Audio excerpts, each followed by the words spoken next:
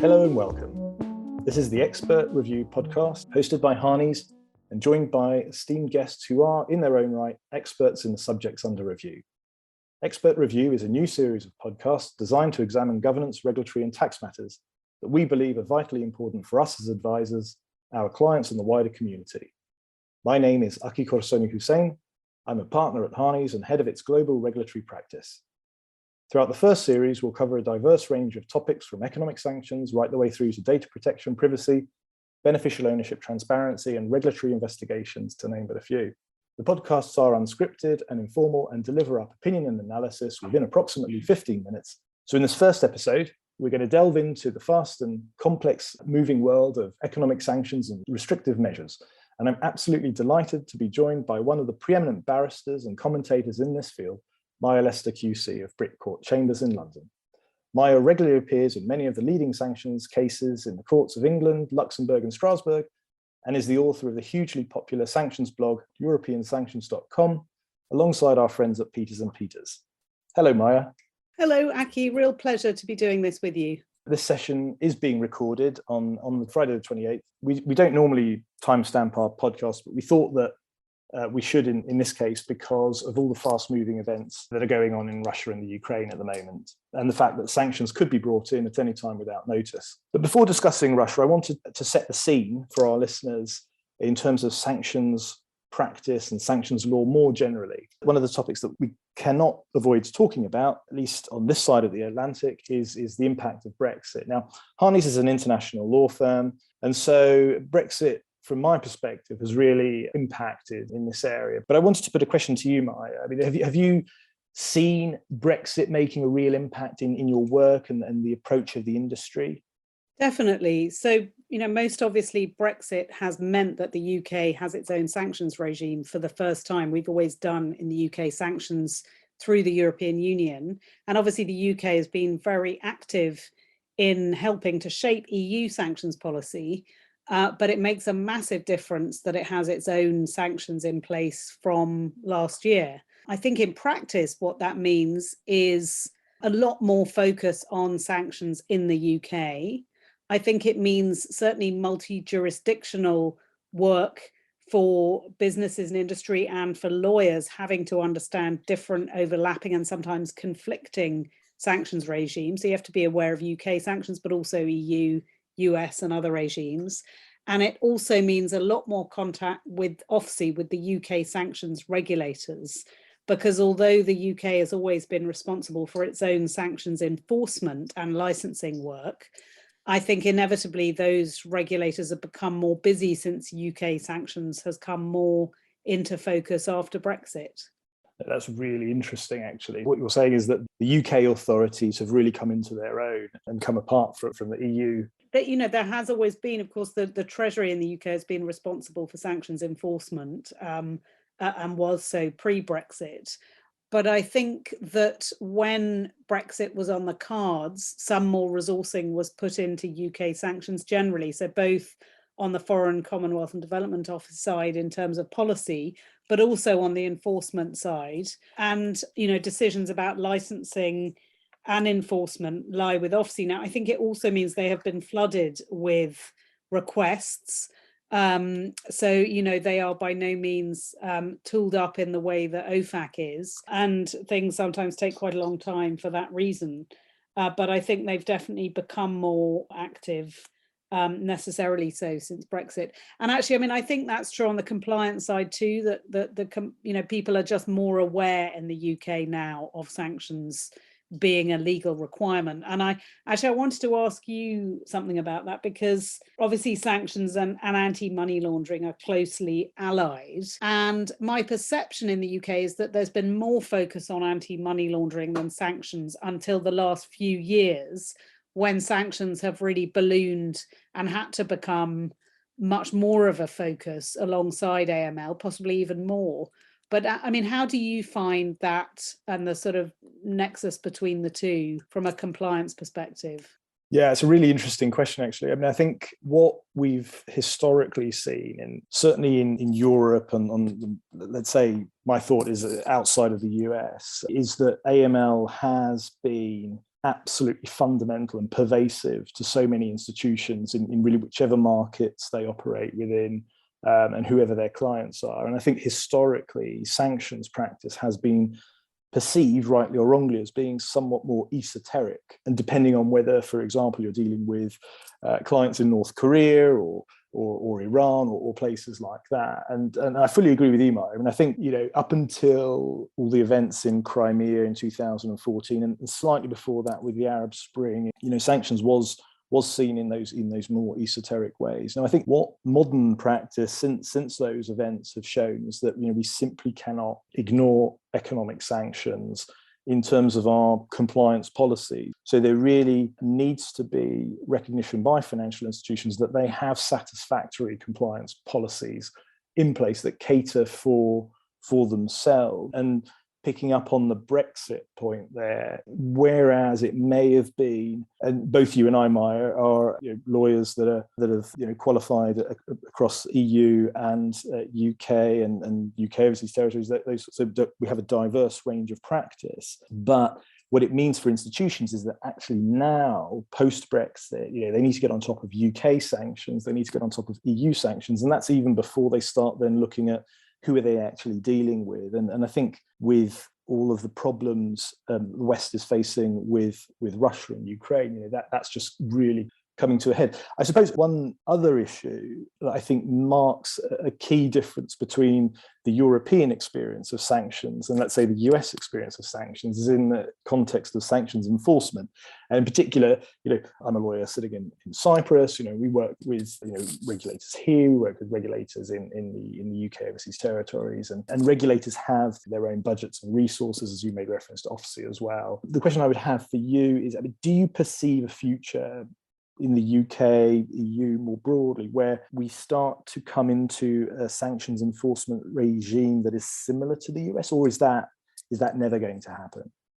I would be surprised if it happened. I think the fact is the US is vastly better resourced. OFAC is. I mean, I suspect OFAC might say that they weren't even well resourced enough to deal with everything they have to deal with. And obviously the scale is greater, but I just don't think that there is anything comparable or likely to be so. But I think the UK definitely was under pressure and responded to that pressure of becoming a bit more active on the enforcement front. But that's a bit more active from a sort of zero start, really, because there's been very little historically enforcement action in EU member states, certainly some, but not enormous. And I think that's sort of slowly growing across the board. But I think it's fair to say still that unlike in the US, or perhaps it is a bit like this in the US too, the real complying with sanctions happens first and foremost at the compliance level rather than the enforcement level, by which I mean there is a huge industry, as you know, of businesses and others trying to comply as best they can with sanctions. Absolutely. There's this kind of hard sanctions enforcement in a way and soft sanctions enforcement. And certainly the Cyprus experience, we're advising firms as to what do the competent authorities in Cyprus do in this area. There is very limited experience of hard sanctions enforcement, large fines being bandied about in anything like you'd see in the UK or the US. But nevertheless, there is this soft sanctions enforcement, which I suppose would be, if you're a fiduciary service provider, if you're a broker, or if you're at some sort of financial institution and you don't have the checks and balances in place to comply with sanctions, your license could well be taken away. So there are those soft measures that make a bit of an issue. And is it your perception or experience that Brexit has made a difference from an overseas territories perspective too, that, as the UK has its own sanctions regime, has it focused more or to the same extent on sanctions in the overseas territories? Yeah, I think in a way it's early days on that. I think historically within the overseas territories that there has been a sense that, okay, sanctions law is one of those rare areas where the UK itself, as let's say the sovereign power, will actually directly legislate for the overseas territories. We don't see that in merely any other very, very limited areas.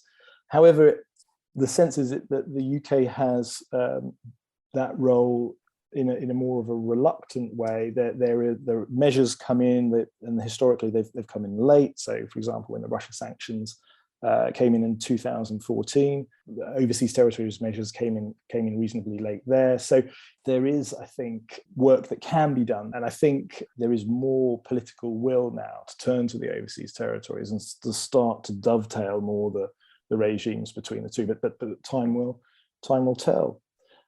So one obviously the elephant in the room here is the situation in Russia and the Ukraine, and I suppose one of the questions that I would have, just turning to that very specific context, is whether, in a nutshell, what do you think is going to happen? Do we think that the UK, US, EU, will they start implementing outright blacklisting on Russian entities, or will they opt for entirely new and novel forms of sanctions, as we saw to an extent in 2014?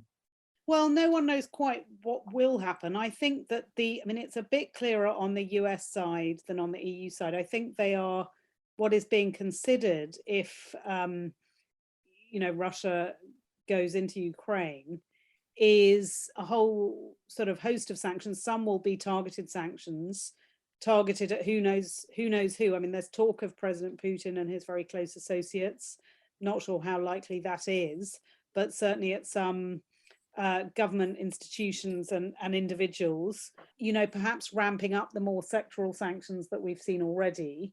I think one of the other far-reaching things being considered are the sorts of export controls that we've seen the US impose on Huawei in relation to China. So serious restrictions on US chips, and the like, and possibly restrictions, cutting off Russian state-owned banks or other banks from the SWIFT system, all sorts of things. I mean, on the EU side, who knows? I mean, the EU seem a bit more divided. They're much more dependent on Russia than the US is for gas supplies. So I think it's more complicated. And of course, you have the need for unanimous agreement among member states, which complicates things. So I think there's much more uncertainty when it comes to the EU in terms of what they might impose and indeed when. And actually on that, I suppose you have the UK is somewhat in between, in the sense that the UK now has the flexibility to impose its own sanctions, which I expect it to do, even if the EU doesn't agree on sanctions. But I've also been wondering how Cyprus fits into that picture, actually, because Cyprus, as I understand it, has, of course, a large degree of Russian investment and Russians living in Cyprus. Is the Cyprus government likely to agree to a new package of EU sanctions, or will it feel quite divided on that, do you think? Yeah, that's a really good question in its own right, and just as unpredictable, I suppose, as what the West will generally do. But having said that, I think what we can say is that Cyprus does have a strong relationship with Russia. There are lots of Russians living in Cyprus, and there have been those close historic and religious links as well. So I think that there are those issues. I think past practice has shown that Cyprus hasn't opposed, at least outwardly, in public, in any of the European sanctions measures that have been agreed on with unanimity. So I don't think that Cyprus is going to, moving forward, necessarily block measures. I think what we have seen is in the context, for example, of Belarus, and there was a renewal of certain Crimean sanctions a year or so ago, that Cyprus was the latest member state to approve the new measures, and there was some degree of linkage to events that were going on in the Eastern Mediterranean with drilling activities and Turkey. But I think at the end of the day, Cyprus is a member state of the EU, and I think it has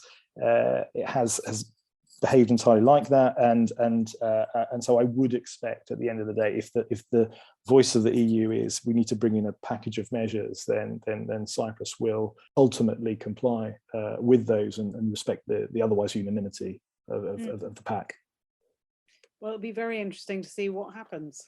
Absolutely. And I suppose, the final point that I wanted to make to you, Maya, is, and in a sense, this isn't a raw plug for our blogs, but it really seems to me to be the case that there isn't really any time like the present where we need to be fully on top of what is going on, what are the sanctions that might be relevant to us, and measures that we need to take into account as institutions. Would you agree with that?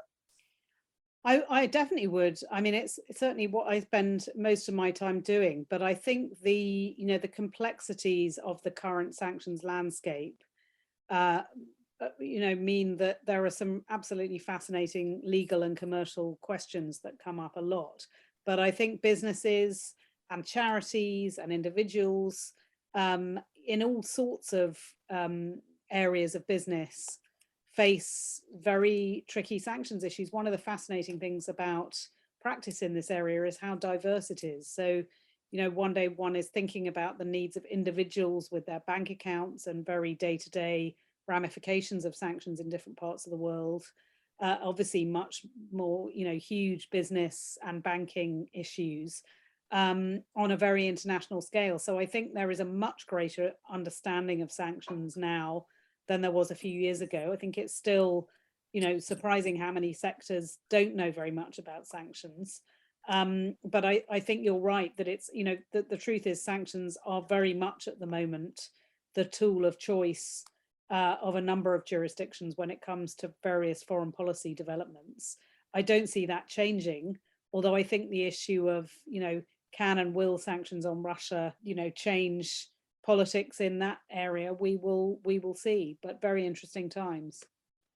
Absolutely. If you would like to know more about sanctions, then I really would encourage you to visit Maya's excellent blog. As I mentioned, it's europeansanctions.com. And if you're particularly interested in the Harneys jurisdiction, we've got our own regulatory blog at harneys.com. And thank you very much for listening.